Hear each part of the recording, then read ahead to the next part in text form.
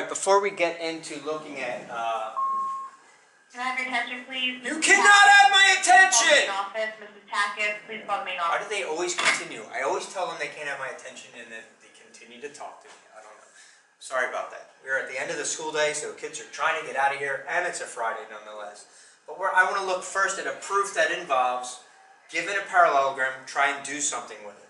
So again, if we're given a parallelogram, those four things, parallelogram implies, we can use as reasons in a proof. Parallelogram implies opposite sides parallel, opposite sides congruent, opposite angles congruent, and the diagonals bisect each other. If I look at those four, I can rule out the last one because I don't even have the diagonals drawn in this figure. So let's look at what's given. So again, I'm just going to highlight this again.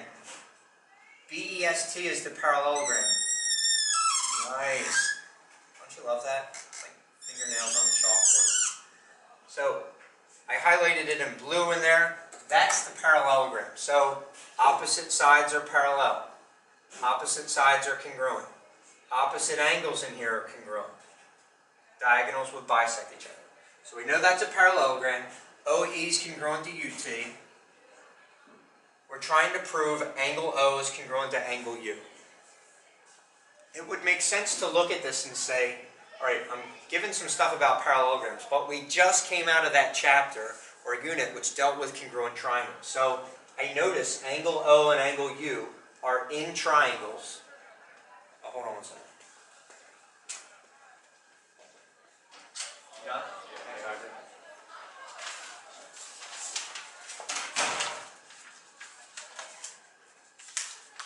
Had a student finishing up a test, sorry. So now, I know I've got a side congruent to a side. Now, if I could prove the triangle is congruent, we could use CPCTC. So now, can I use what's given in the parallelogram to give me some more sides and some more angles? So I already have a side to a side. We know the parallelogram, we just said opposite sides were congruent. So just from that, I already have two sides congruent to two sides, and they already have angle 1 and 2 labeled. So it'd be like, I wonder if I should use angle 1 and 2 if they already have it labeled. So let's set this up. Two-column proof. Statements, reasons. What do we start off with? Given. So we have parallelogram, BEST. It's the best parallelogram I've seen all day. Parallelogram BEST. Clean that up. I got segment OE congruent to segment UT. Now again, since I'm in the mode of like, hey, I'm proving triangles congruent. Remember we said, sometimes we were like, put in parentheses, that's an S. That's a pair of sides that are congruent. Much like we did with parallel lines. If I was given parallel lines, then as reasons we could use parallel implies. If I'm given a parallelogram, as a reason I can use parallelogram implies. And parallelogram implies both pairs of opposite sides are congruent. In this case, I'm just going to use, so put it down here, opposite sides congruent, and I've got BE congruent to ST. There's another S. Now to get angle 1 congruent to angle 2, there's a couple different ways we could go about doing this.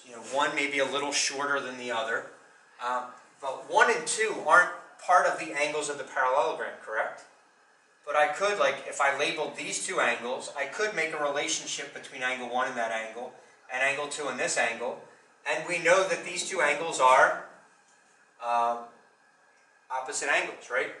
So they're congruent. If it's a parallelogram, opposite angles are congruent. The only problem with doing it that way is it uses one of those specialty theorems, at least if you want to keep it short, that says supplements of congruent angles are congruent. So a lot of people don't remember that. Like, that's a linear pair, so those angles are going to be supplementary. That's a linear pair, so these angles are going to be supplementary. These angles are equal, so I've got two angles that are supplements of the same angle. Let's not go that route, because I know, like a lot of people struggle with trying to use that theorem. We do know these sides are parallel, and I do know that these sides are parallel. Let me throw in one more number right now. So if I use the fact, again, I have a parallelogram, so since I just marked it off, I've got to say parallelogram implies opposite sides parallel. Let me pause for 1 second. Notice up here, I didn't list both pairs of opposite sides congruent because I only needed one of them. So don't be that student that's like, oh, I have a parallelogram. I'm going to use the parallelogram implies and write all this stuff that's true. If I'm not going to use it, there's no sense of putting it over there. We don't want to cloud this thing up with fluff. We want the proof to flow. We want to have it precise and in a nice order. So far we're going in a way that's good. So given parallelogram, both pairs of opposite sides parallel. I'm going to need both pairs of opposite sides. So I'm going to put down here BT parallel to ES.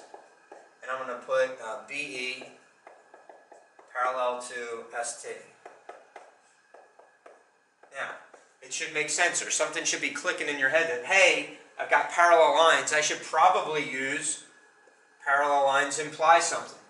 So take your pick. I'm trying to get, if you remember those parallel line proofs where we had like an angle up here and then a bunch of things trying to get down here, and we had to make that map connection to the angles as we went through it. The same thing's true over here. I'm trying to get from angle 1 to angle 2, and I can't directly with the parallel lines. So let's start with angle 1. Can I get from angle 1 to angle 3? Parallel lines. It makes that F shape going this way, right? So F shape tells me it's corresponding angles, so I can say, all right, angle 1 equals angle 3, or is congruent to angle 3. Parallel lines imply corresponding angles congruent. So I got from 1 to 3. Now let's look at 2 and 3. If I trace over angle 2 and 3, these lines again are parallel. 2 and 3 gives me that Z shape. Z shape gives me alternate interior. Now, I always think of French when I say that. That Z shape gives us alternate interior angles. And again, if the lines are parallel, then, step 5, parallel lines give me alternate interior angles congruent. That's angle 2 equal to angle 3. Just change this. Don't you hate? I always write 2. I can never decide which way I want to write it to. Since I wrote it that way, let's keep them all the same. So I got angle 2 equal to angle 3. Now just by looking up here, is 2 and 1 equal to each other? They are, but I need to make sure I say it down here. Because I'm not going to be like, everybody refer to the diagram and see that those two angles are equal. So now, if 1 equals 3 and 2 equals 3, I can substitute. Transitive property works here, but I like substitution better. Substitution is going to give me angle 1 is congruent to angle 2. Put an A in parentheses next to that, because again, we're tying that in with the triangle. Whew, this proof is long, right? Now, what do I have in each triangle? Side, angle, side. I got the same thing over here, side, angle, side. So I can say the triangles are congruent by SAS. Again, not that the order here is important, because it's not SA, but when I put SAS here, it means I got to have an S, I got to have an A, and I got to have a different S, which I do. So that helps me keep track of what I have to account for in the proof. Now I got to make sure I get the triangle congruent statement correct. Triangle. Let's go triangle BOE. Congruent to triangle. Now I got to look at this. Well, what corresponds with B over here? Notice B is the angle that's not marked on the side with 2 congruent marks. So if I go over here to the side with 2 congruent marks, the angle that's not marked is S. Oh, obviously, look, at opposite angles should make sense that it's going to match up with U, and then E is going to match up with T. Once we got triangles congruent, man, this is a good one. What have we always been using right after congruent triangles? Basically, the definition of congruent triangles, which is CPCTC. Corresponding parts of congruent triangles are congruent. What types of things are corresponding parts? Angles and segments. Does O correspond with U? Well, look at our congruent statement. They do correspond, which is why angle O is congruent to angle U. Nicely done. A good 8-step proof. And again, this is what I would call a meaty proof. Not a needy proof, a meaty proof. There's a lot of stuff up there. But if you can dissect your way through it, it's going to make some sense by the time you get to the end. Let me turn this off, and then we'll come back and we'll talk about how to prove parallelograms.